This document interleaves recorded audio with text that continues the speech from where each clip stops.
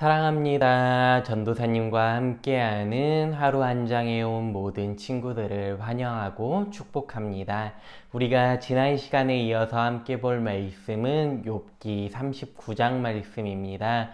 우리 가지고 있는 성경책이나 화면에 나온 자막을 통해서 한 마음으로 같이 읽어보도록 하겠습니다. 전도사님이 가진 성경책으로는 구약 800쪽에 있는 욥기 39장 말씀입니다. 사한 염소가 새끼치는 때를 내가 아느냐? 암사슴이 새끼 낳는 것을 내가 본 적이 있느냐? 그것이 몇 달 만에 만삭되는지 아느냐? 그 낳을 때를 아느냐? 그것들은 몸을 구부리고 새끼를 낳으니 그 괴로움이 지나가고 그 새끼는 강하여져서 빈들에서 크다가 나간 후에는 다시 돌아오지 아니하느니라. 누가 들나귀를 놓아 자유롭게 하였느냐? 누가 빠른 나귀에 매인 것을 풀었느냐? 내가 들을 그것의 집으로 소금 땅을 그것이 사는 처소로 삼았느니라. 들나귀는 성읍에서 짖거리는 소리를 비웃나니 나귀치는 사람이 지르는 소리는 그것에게 들리지 아니하며 초장 언덕으로 두루 다니며 여러 가지를 푸른 풀을 찾느니라. 들소가 어찌 기꺼이 너를 위하여 일하겠으며 내 외양간에 머물겠느냐. 내가 능히 줄로 매어 들소가 이랑을 갈게 하겠느냐. 그것이 어찌 골짜기에서 너를 따라 썰매를 끌겠느냐. 그것이 힘이 세다고 내가 그것을 의지하겠느냐. 내 수고를 그것에게 맡기겠느냐. 그것이 내 곡식을 집으로 실어오며 내 타작마당에 곡식 모으기를 그것에게 의탁하겠느냐. 타조는 즐거이 날개를 치나 학의 깃털과 날개 같겠느냐. 그것이 알을 땅에 버려두어 흙에서 더워지게 하고 발에 깨어질 것이나 들짐승에게 밟힐 것을 생각하지 아니하고 그 새끼에게 모질게 대함이 제 새끼가 아닌 것처럼 하며 그 고생한 것이 헛되게 될지라도 두려워하지 아니하나니 이는 하나님이 지혜를 베풀지 아니하셨고 총명을 주지 아니함이라. 그러나 그것이 몸을 떨쳐 뛰어갈 때에는 말과 그 위에 탄 자를 우습게 여기느니라. 말의 힘을 내가 주었느냐? 그 목에 흩날리는 갈기를 내가 입혔느냐? 내가 그것으로 메뚜기처럼 뛰게 하겠느냐? 그 위험스러운 콧소리가 두려우니라. 그것이 골짜기에서 발굽질하고 힘있음을 기뻐하며 앞으로 나아가서 군사들을 맞되 두려움을 모르고 겁내지 아니하며 칼을 대할지라도 물러나지 아니하니 그의 머리 위에서는 화살통과 빛나는 창과 투창이 번쩍이며 땅을 삼킬 듯이 맹렬히 성내며 나팔 소리에 머물러 서지 아니하고 나팔 소리가 날 때마다 힝힝 울며 멀리서 싸움 냄새를 맡고 지휘관들의 호령과 외치는 소리를 듣느니라. 매가 떠올라서 날개를 펼쳐 남쪽으로 향하는 것이 어찌 내 지혜로 말미암음이냐. 독수리가 공중에 떠서 높은 곳에 보금자리를 만드는 것이 어찌 내 명령을 따름이냐. 그것이 낭떠러지에 집을 지으며 뾰족한 바위 끝이나 험준한 데에 살며 거기서 먹이를 살피나니 그 눈이 멀리 봄이며 그 새끼들도 피를 빠나니 시체가 있는 곳에는 독수리가 있느니라. 아멘. 오늘 함께 본 욥기 39장은 지난 시간에 살펴본 38장 39절부터 함께 이어서 살펴볼 말씀입니다. 특별히 39장은 하나님의 지혜가 동물들과 새들에게서 나타나는 것을 우리가 알 수 있게 됩니다. 38장 39절에서 41절은 야생에서 포식자와 먹이의 모습이 나타나고 있습니다. 먹이 사슬이라는 세계에서 먹는 자가 있다면 먹히는 자가 분명히 있습니다.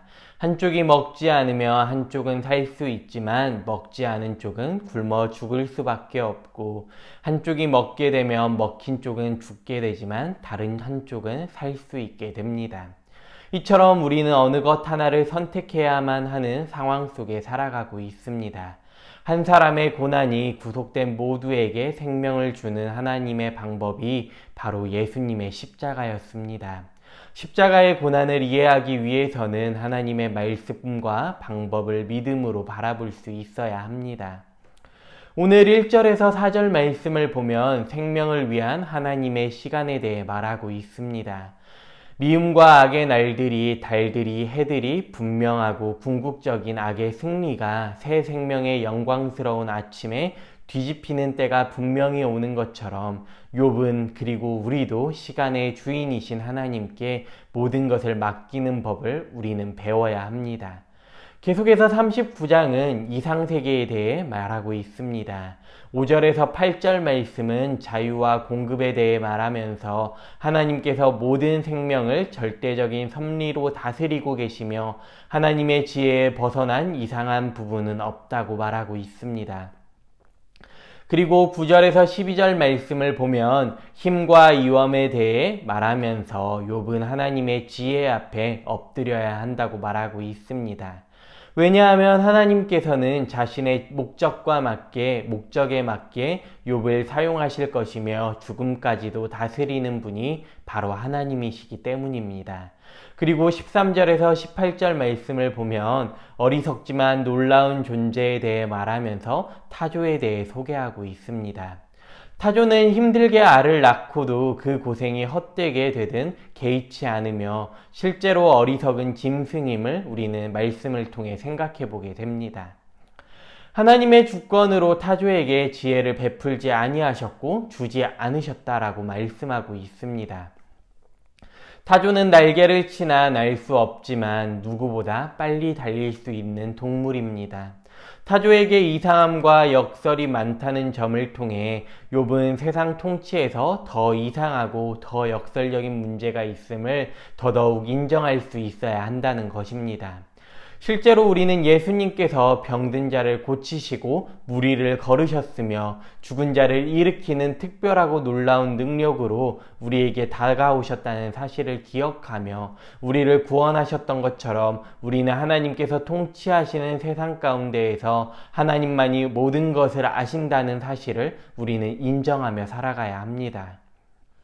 우리는 19절에서 25절 말씀에서 두려운 자에 대한 묘사를 이어서 살펴보게 됩니다. 스바 사람과 갈대아 사람들이 욥의 삶을 쑥대밭으로 만들었을 때에 자연재해가 욥의 삶을 쑥대밭으로 만들었을 때에 욥은 이것들을 이길 힘도 희망도 전혀 없었습니다. 그러나 이 모든 것을 다스리고 주관하시는 분이 하나님이심을 기억하고 인정하며 하나님께 엎드릴 때에 우리는 자신을 모든 것을 맡겨야 한다는 사실을 깨닫게 됩니다. 특별히 26절에서 30절 말씀에서는 포식자와 먹이에 대한 이야기로 말을 마칩니다.